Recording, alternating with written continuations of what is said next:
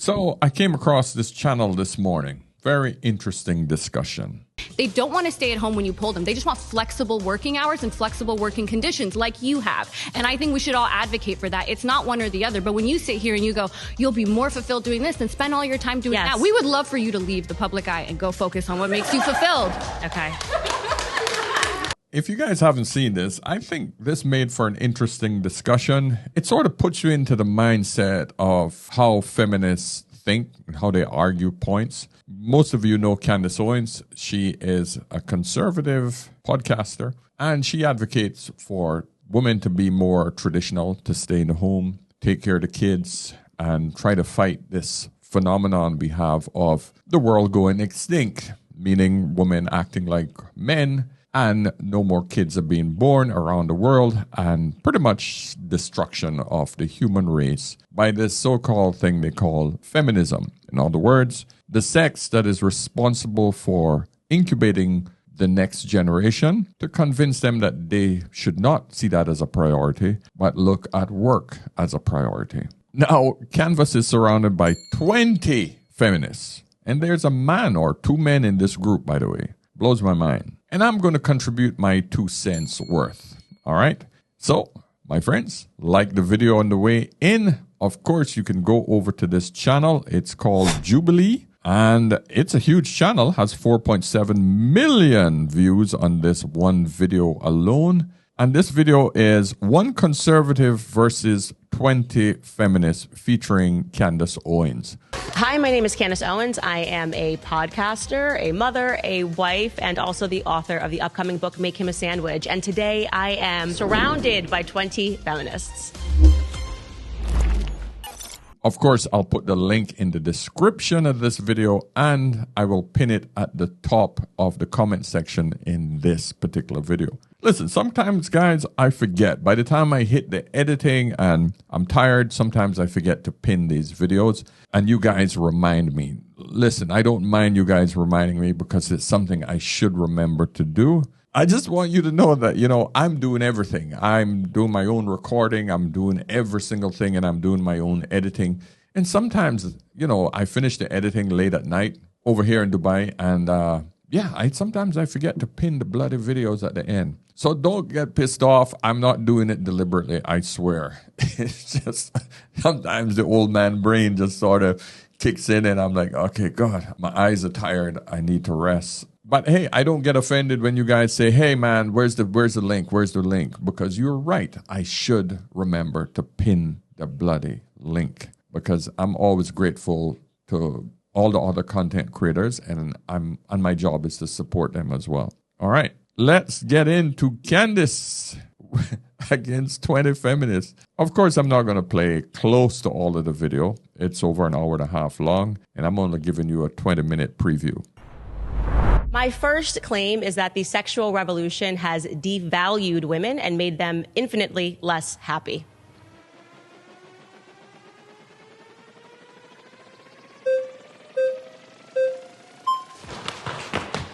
Hi. Hello. Hi. Hi, I'm Samaya. Samaya, nice to meet you. I'm Candace. Nice to meet you too. So my question for you is, statistics show that 60% of women who are murdered by their intimate partners, murdered by someone that they are in close relations with. That's according to the UN from 2023. Yeah. So how is it that, women are so valued, quote unquote, in the home, and yet that's the place where they're at the most danger?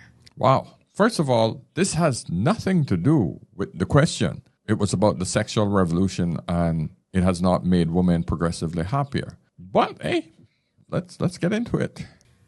Okay, so I'm not sure what that has to do with the sexual revolution. Right, the sexual revolution. The first claim. The sexual revolution gave. I'm happy to answer it. I'm just saying that, if you broaden that statistic, you are more likely in general just to be murdered by somebody you know. So, of course. But men are much less likely to be murdered by, their That's not partners. true. Yes, it is. Yeah, I'm sure, because men are less likely to be murdered by women. Full stop. Yeah, exactly. So that statistic makes sense to me. I'm still not sure how this correlates to whether or not the sexual revolution increased women's ability to leave the house, women's ability to control their own reproductive capabilities, women's ability to, control their own, capacity within the workforce in regards to their own sexual capacity. So it is the very fact that like the sexual revolution happened that made our access to the workplace much more, or just the public sphere in general, much more easy. So like without the sexual revolution, women would be much more confined to the place where they're at the most danger. Isn't that true? All right. I think she's confusing the sexual revolution with women's access to the workplace, because the sexual revolution is literally just taking shame away from women and making them feel totally free to give men access to their body without shame. And of course, part of it was enhanced by technology, which was the pill. The pill made women free to have sex without the fear of getting pregnant and not instantly having a child for some random guy. So the sexual revolution was a combination of these two things that gave women total freedom to have sex. I don't understand why this woman is talking about entering the workplace and dangers of men killing them when they're at home. Anyway, let's hear what she has to say. So you think that, just so I'm trying to understand your argument here, you think that if we didn't have the sexual revolution, less women or more women would be murdered? Are you saying that women are more women would be murdered, for sure. Okay. I disagree with that. I still don't think it has anything to do with the claim that women are infinitely less happy because of the sexual revolution, which has devalued women. I think you'd probably be less happy if you're being murdered. Oh. Anyone disagree? Okay, yeah, I don't, okay. Okay. There is definitely a correlation between personal relationships and domestic violence. And just to be clear, if we're talking about just like a monogamous relationships, the most violent relationships that are on the books are between lesbian partners. Yes, when people are intimate, that's not a true that is actually true. No, the statistic you're talking about is people who face domestic violence. Lesbians, yes, are more likely to have faced domestic violence, but that's because they typically came from relationships with men in which they were mistreated. Lesbian relationships are the most violent relationships that we have on the books. But we can move on. They can fact check that claim. The point being is that it's not exactly a stunning statistic to say that when people are in relationships, period, whether those relationships are homosexual, whether they're married, you're saying that the sexual revolution... Let me finish. I've let you try to explain how this is correlated to happiness, and I don't... Now, she cited a statistic, which is actually true, but there's a reason for that. That's like saying the reason why there's so many car accidents is because there's a lot of cars on the road. That's a reality. But like I said, feminism always quotes and highlights the harsh and horrible parts of human nature, and it's usually the minor ones. But they will make this thing the most horrific thing that you'll ever hear, not realizing that even though it's 60% of homicides amongst people who know each other, which is more than likely why it happens, because the reason why somebody's being murdered was because of a disagreement, a reason for it. But this thought process doesn't click in women's heads. People don't just randomly go around butchering or killing other people randomly that they don't know. There has to be a motivation behind it. But of course, this is never highlighted because common sense leaves the building when these emotional discussions come up. But of course, feminism always make it sound like, no, do not get with a man, do not live with a man, do not do anything with a man because he might kill you. Even though this isn't the discussion we should be having right now. It's all about sexual liberation. But I just wanted to point that out. Relationships and domestic violence. And just to be clear, if we're talking about just like a monogamous relationships, the most violent relationships that are on the books are between lesbian partners. Yes, when people are intimate, that's not a true that is actually true. No, let's look at the facts. A survey from 2013 shows 61% of bisexual women and 44% of lesbian women reported intimate partner violence, IPV, compared to 35% of straight women, according to Stand for Families Free of Violence. The fact is, there is much more violence in woman-on-woman relationships, which shows you clearly that the majority of violence among heterosexual freaking couples involves a woman. More than likely, the woman initiates the conflict. She ends up being harmed, but usually it is the woman who starts the conflict. I'm not being biased because if we clearly see that the violence is higher when it's woman and woman and less when it's a woman and a man, you have to take from that simply the fact that it is women who starts the majority of the problems in relationships. Don't come at me. The stats are clear. The stats are clearly in front of you. The statistic you're talking about is people who have faced domestic violence. Lesbians, yes, are more likely to have faced domestic violence, but that's because they typically came from relationships with men in which they were mistreated. Lesbian relationships are the most violent relationships that we have on the book. But we can move on. They can fact check that claim. The point being is that it's not exactly a stunning statistic to say that when people are in relationships, period, whether those relationships are homosexual, whether they're married, you're saying that the sexual revolution... Let me finish. I've let you try to explain how this is correlated to happiness, and I don't think it does. I actually think you're having a different debate right now. But yes, absolutely, it makes perfect sense that you are more likely in general when you are in a relationship because people are driven by anger by people that they know, whether or not we're talking about boyfriend and girlfriend, a husband and a wife, a husband and a husband, or a wife and a wife. Yes, of course, the instances of domestic violence are going to take place when you're inside of a home. But the sexual revolution, encouraging women to give up their goods for free, which is what I'm speaking about, and encouraging men not to marry these women or to have long-term relationships, what I am saying is a direct contributor to their unhappiness because women are giving up their goods for free and women are now entering the workplace, and that does not actually make them happy. Okay, pause. Sorry, you've been voted out by the majority. Please return to your seat.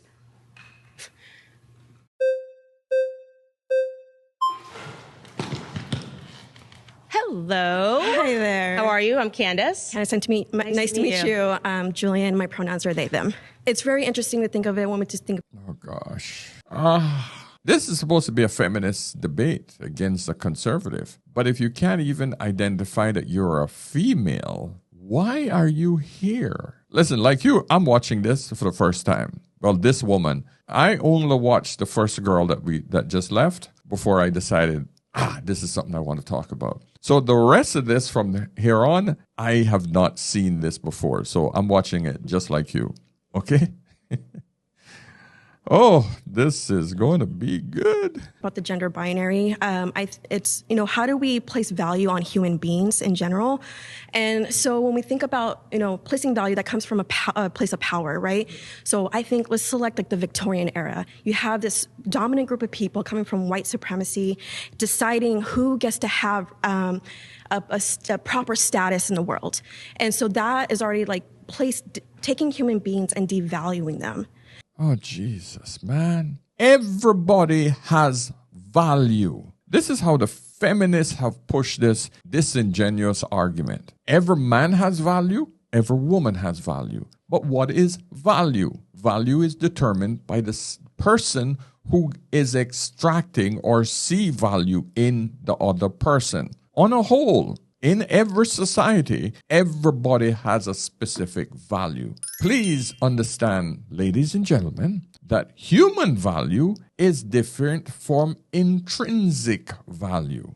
Inherent value, pretty much the same thing, right? Human value is what we as a society determine is valuable to the society. A woman who has kids, which in turn will keep the society growing and flourishing. We have younger ones who take care of the older generation that is dying off or weaker. They are also contributing to the safety of the society because now we have a stronger, younger army. We have people who are there to build a society, to take care of the old and the young, right? And then we have intrinsic value, which is what she inherently has. She's a human being. She has some value just being a human being.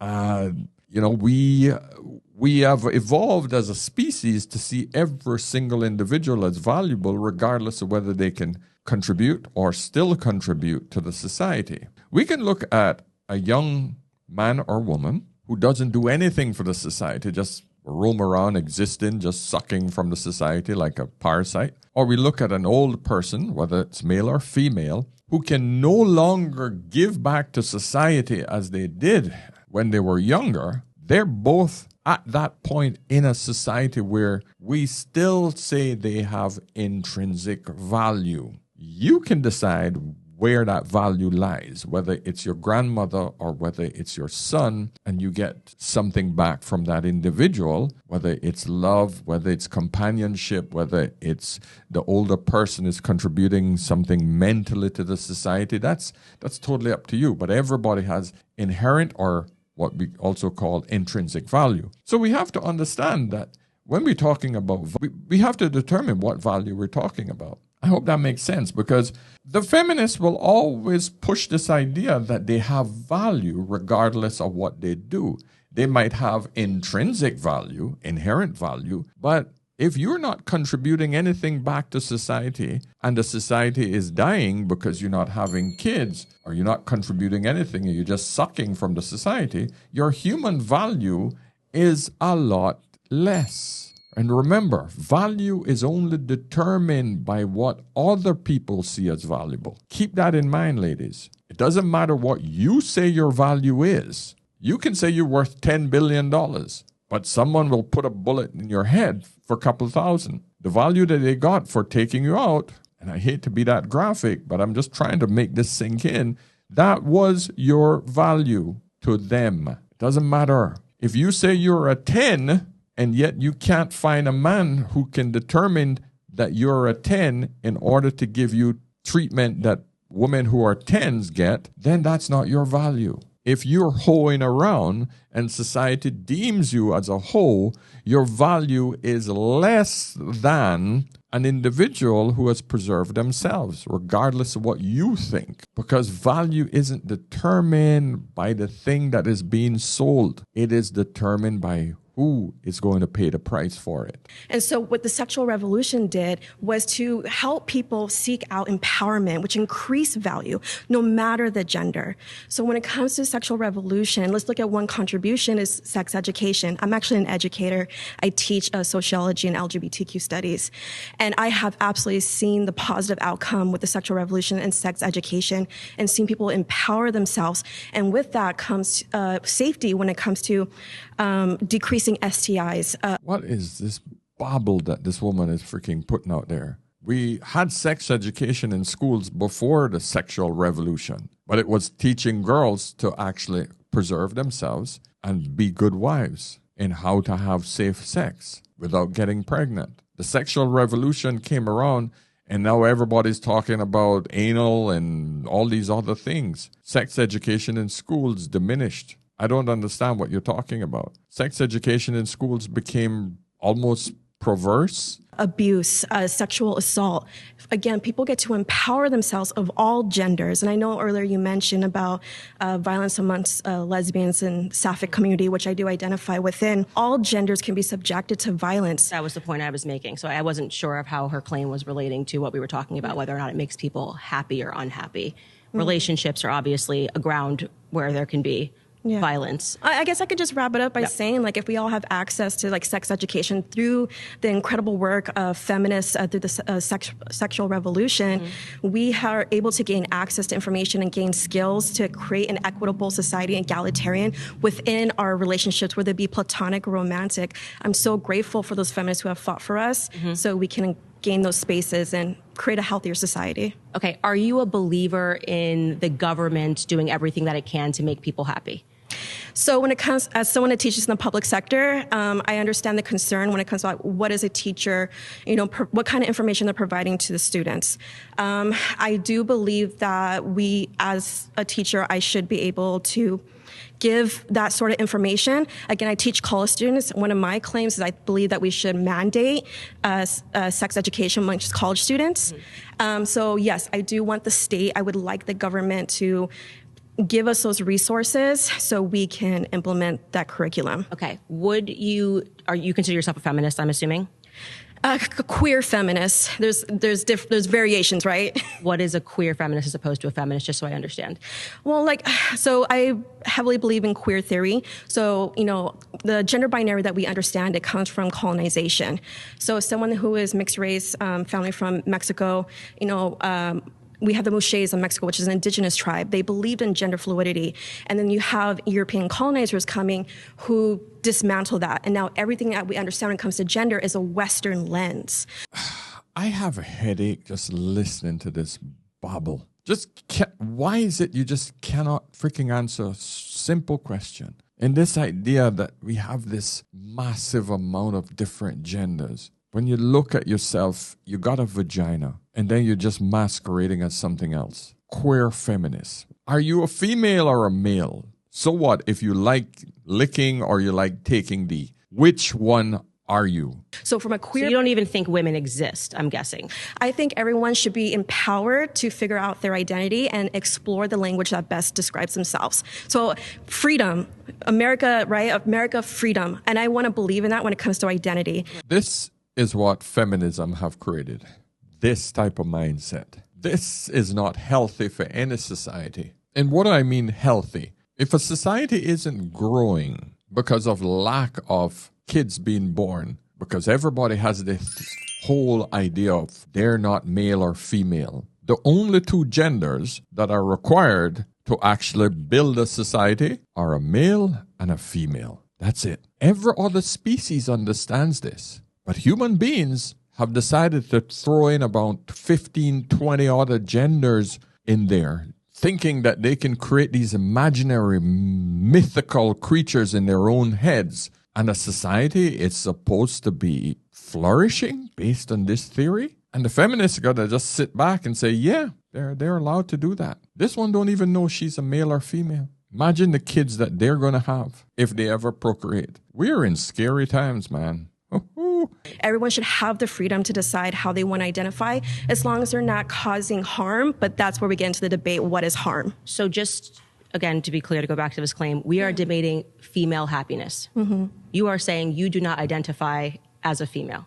I identify with all gender expressions, so from masculinity to femininity. So I'm just saying... Are you just saying that as a part of queer theory, you're debating whether or not women are happier after the sexual revolution? I'm just trying to understand because it seems like you're debating queer theory as opposed to female. I believe all genders benefit from the sexual revolution. You've been voted out by the majority. Please return to your seat.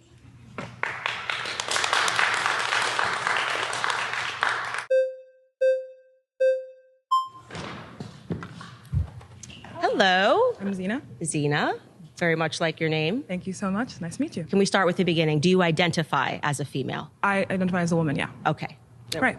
So I do want to get back to your premise. You're saying that women have been devalued, right, by the sexual revolution. This kind of presumes two things. One, that there has been a loss of worth, right, for women. So you're saying that women have, as human beings, lost worth. Women who, prior to their sexual revolution, were worth more than women today. I would say that, yes, women have devalued themselves by becoming overtly sexual. That's my claim. So, I mean, also according to... Well, depends, because this intrinsic value and human value have been interchanged, right? I did the research before I'm comparing these two things, because human value and intrinsic or inherent value, sometimes people interchange these two things. Absolutely. So, to put it plainly, intrinsic value is what we're born with as humans just by existing, and human value is the worth that we or society place on each other. When she say me as a human being, we have to then determine, well, which value is she talking about? And of course, feminists don't like to feel that they have been devalued. In other words, people seeing them in a lesser light because of their actions. Everyone feels that they should have the freedom to do whatever the hell they want, and no one should judge them, and there should be no loss of value from anyone. And this is where the problem lies, because Candace is basically saying less people are getting married. Why? Because men don't see the value in women anymore. Before, women used to hold the punani, the sex, away from men, because they understood that men would work harder for it. In today's day and age, buy our freaking McDonald's Happy Meal and most men can hit it, because the sexual revolution has basically made women think that, sex don't mean anything and I can do it whenever I want. And because I got the pill, I don't have to get pregnant and everything is good and it's my body, my choice. So now every woman is a whole and men are treating them accordingly, and they don't see the value of what a woman offers. That's it. It's not rocket science, man. To have a partnership and a productive relationship, certainly men are not going to be clamoring to have a relationship with somebody when there's the market is throwing them a man's response to your actions is what defines your worth, right? Yeah, well, I would say that I would argue that what makes women actually happy is family. So if you're interrupting, so just to connect the dots for you, when women are having sex with multiple partners, it devalues them for men, right? For men. So, yes, so men define a woman's worth. Well, I would say both of them kind of define one another's worth, because I think the ultimate goal for people to be happy is actually family. So men defines a woman's worth. Yes, they do. There's only men and women in this world. And if a woman wants a relationship with a man, the man has to look at her worth and determine whether he will sacrifice his life, his protection and provision for that woman. Men determine women's worth. On the other hand, a woman determines a man's worth. If he has enough resources, if he looks like he has good enough genes, if he's tall enough, that is the man's worth. The thing is, a woman can look at a man and say, he ain't shit, he ain't this, he ain't that, and she can literally obliterate his worth. But the second a man says that, yeah, you're not worth it, you're just misogynist and you're this and you're that. We all look at each other with value. Some men look at you with less value and some more. You have to determine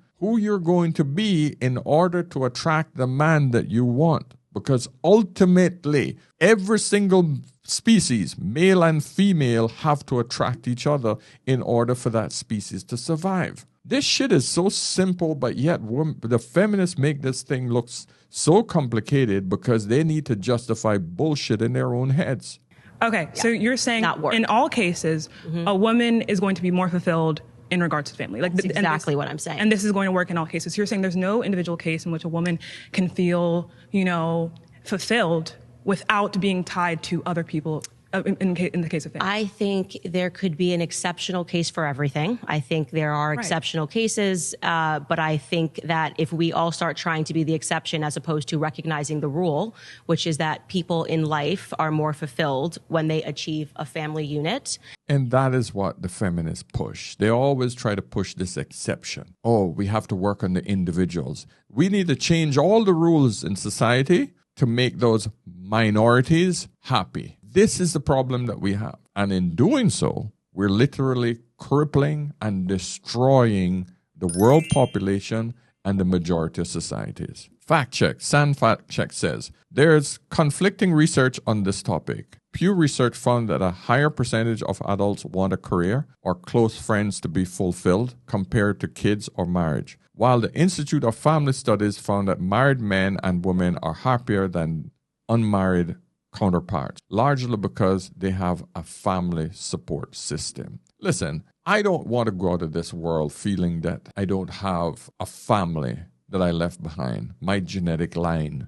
I know that I'm going to continue after I am gone and decomposed and finish and no one remembers me. My 2 girls will carry on my lineage. It's not the name that I'm concerned about as much as my DNA. That's it. I wasn't fortunate enough to have had boys to carry on my name, but I really don't care. It's my DNA that's more important. I cannot imagine reaching this age and having a very short time left on this earth, but then to have built up my wealth to then say, well, I don't have anyone to leave it to. I got 2 cats or I got a dog, and I'm going to leave whatever wealth I had amassed over my lifetime to some institution that's going to spend the money on some dumb shit. I'm not big enough to freaking put my name on a building or a library or some road. So what happens to my money? The state or somebody will suck it dry just because I decided I'm just going to work and enjoy my life. Enjoy. Enjoy with who and with what? Who gives me any more importance than my offspring? No one. And when they have children, women in particular, especially aspiring to children, then you are going to end up with a bunch of people who are unhappy because your job cannot replace the feeling of having a family. So what you're saying is we need to look at every individual case and see what is going to fulfill you or what is going to, I guess, essentially predict your happiness more. Because if we look at, for example, the Nordic countries, right? These are countries, I'm talking about like Sweden, Denmark, right? These countries tend to be like I think in the past 14 years, they've been ranked as the highest in happiness and marital satisfaction from women, right? And we see that they also have been the most open in regards to sexual norms and sexual roles, right? So, and we also see that there's less rates of STDs reported. We see more, and that's also due to comprehensive sex education that's pushed in those countries. So we see that and that's a direct result of the sexual revolution, right? So when we're seeing that direct reports of happiness, right, we don't have these same rates in America. In these countries that are more sexually open, why would we see those rates in those type of countries? This is not a direct result of the sexual revolution. Those countries were much more progressive than the Western counterparts. A lot of these Nordic countries, a lot of these men were constantly at war, and the women stayed back to take care of family. But they were considered much more equal and egalitarian from a long time back. There's a lot of other social issues that they suffer from. Their social structure is a lot different from ours because it has a massive social service system. Most of these countries are socialist societies. So their happiness is not just born out of the fact that they are more independent. They have a government that support them. I think you might be referring to this sort of mass-produced study that was a part of a behavioral science study, which said that women were the happiest women in the world were women that were actually unmarried and had careers. No. Okay. Well, there was reported happiness. Okay, sure. I'm talking about the same thing. It was reported happiness, but it could be there's tons of studies. The point being is that in 2023, there was this massive scandal where they recognized that a lot of these studies that were being produced, behavioral science, was proven to be a complete fraud. And they were unable to reproduce these studies, and they also found that the data had been faked. The data that we can look at that I think shows, and you can let me know if you agree with this. All right, fact check. In 2023, Harvard investigated Dr. Francisca Gino for fraud. She was accused of manipulating data in 4 papers published from 2012 to 2020. Whew.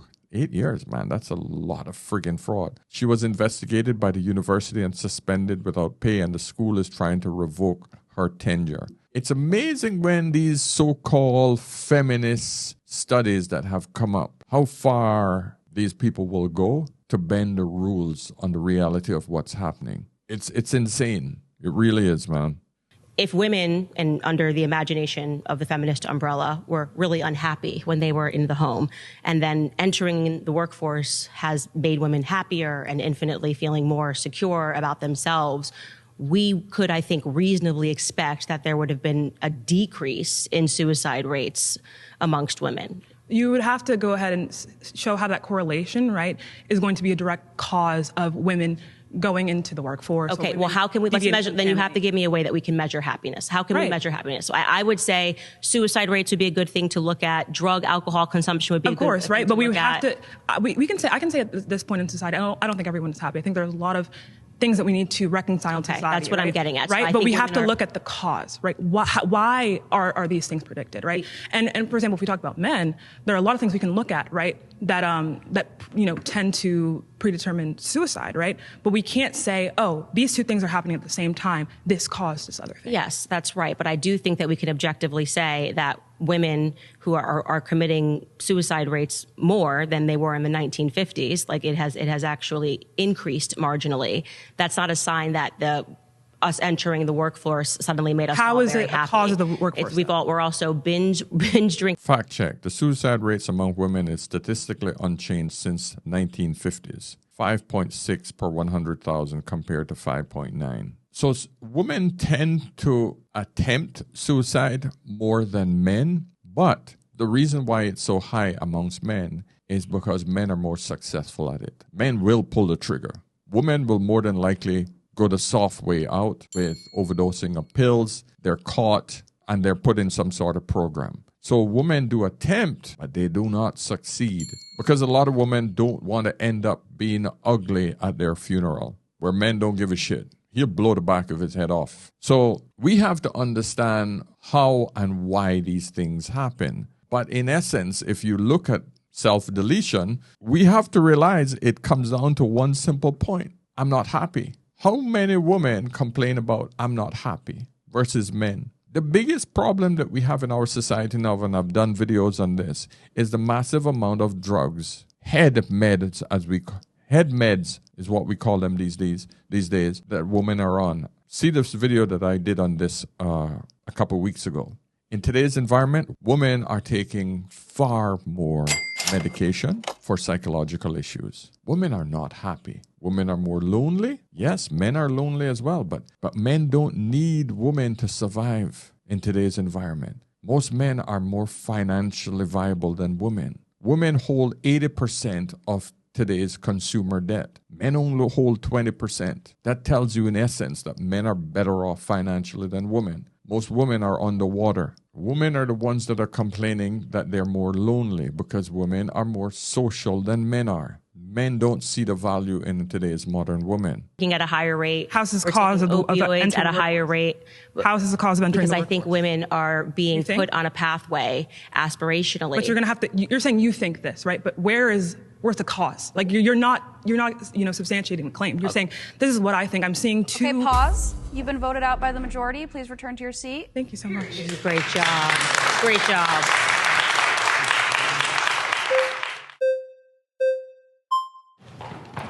I can't even think that this woman thinks that it's better for women to enter the workplace versus not being at home with a child. It blows my mind that this woman would think it's better to go and slave for some coal office on some cubicle where she can't even freaking get a bathroom break when it's convenient versus being at home and having her man go and do that sort of stuff. Blows my mind, man. I want to see if we can do one more. Hello. Hi. Hi, I'm Nikki. Nice to meet you. So when we're talking about the value of women on a societal scale and how we view each other, right? When you're devaluing us, you're objectifying us. And follow me, I promise.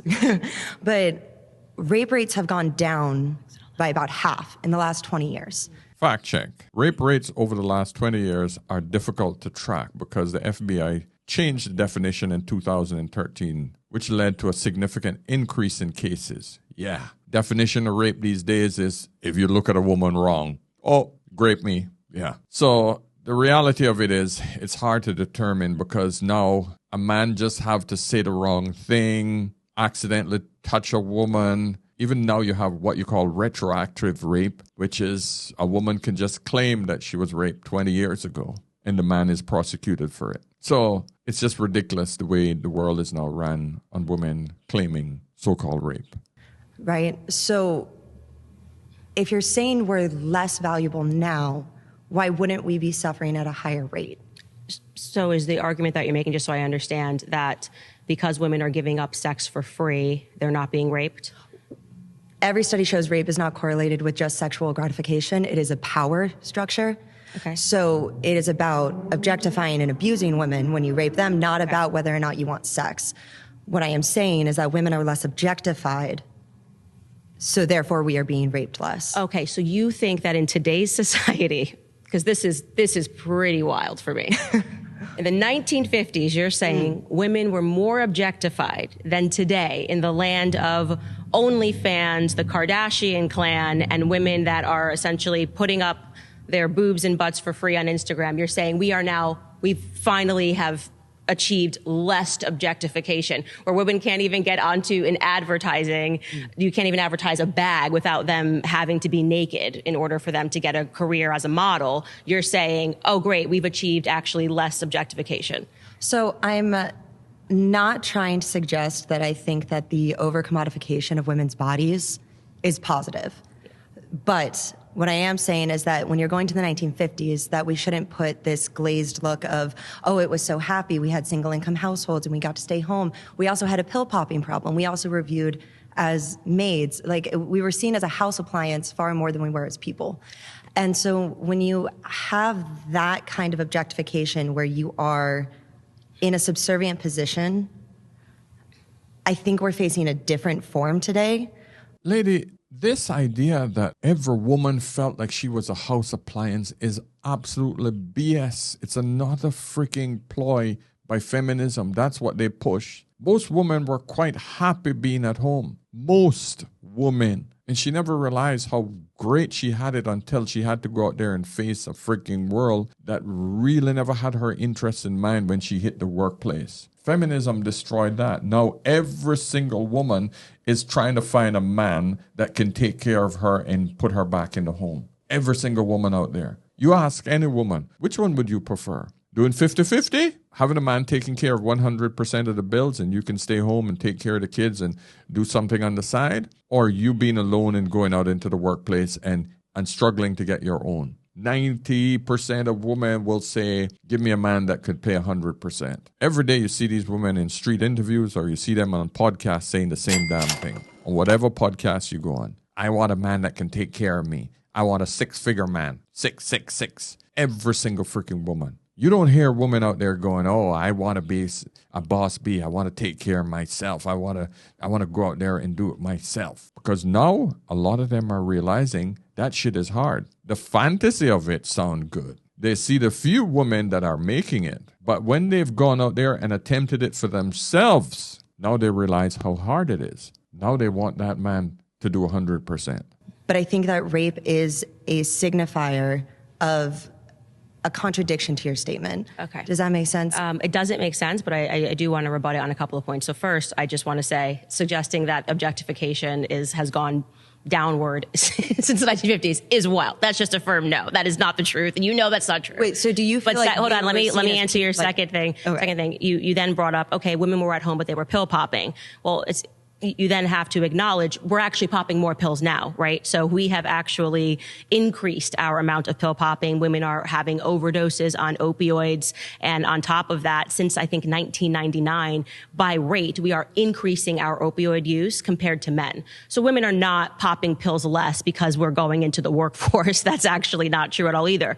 We're also, like I said to you, consuming alcohol more and binge drinking more than we did in the 1950s, which is why I was trying to get her to say, we need to look at actually give me any reasonable metric of how we can define happiness. Because it's hard, right? Are you happy, yes or no? Sure, but wait, hold on. We're actually avoiding what my original point was about rape being the signifier. Okay, pause. You've been voted out by the majority. Please return to your seat. Thank you. Nice to meet you.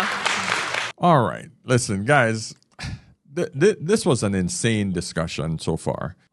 This goes on for another hour and 10 minutes. Definitely go over there and check it out. It's a clear view into this mind of the feminist mindset and why we are on this destructive path. My friend, I try to bring you an eclectic mix of subjects so that you guys can get a good, clear, concise view into the world that we're now operating in. Some of it is for entertainment. Some of it is for general knowledge. Some of it is to help you navigate your own relationships. But on a whole, man, it is one way to see the way the world is moving in today's environment. Okay? So, my friends, please like this video. Book a session if you need any help with your relationship, with your podcast, with your YouTube channel, your Instagram channel. Whatever it is, my friends, let me know. Book a session. I'll be more than happy to help you. Of course, pick up one of my digital products to help you create good, solid content to get you into this game of content creation, my friends. It is a fast-growing environment that's not slowing down for right now. Okay? So, my friends, until tomorrow, remember, whenever in doubt, always, always ask an older man. I'll see you tomorrow. Cheers.